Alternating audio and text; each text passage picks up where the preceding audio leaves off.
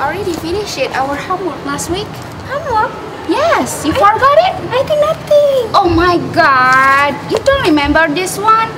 We have to make a deal.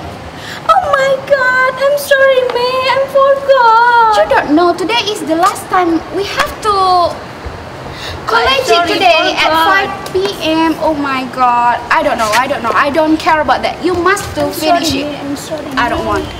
You have to finish it.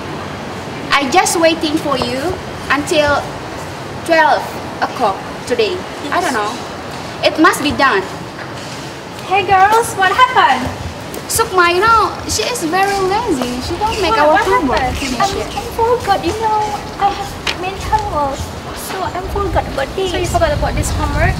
Yeah, May and so That was bad reason.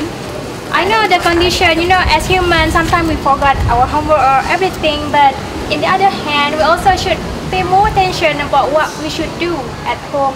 For example, to do our homework or everything. Just don't fight for this homework. I think, oh yeah, maybe next time you should remembering her at night or what?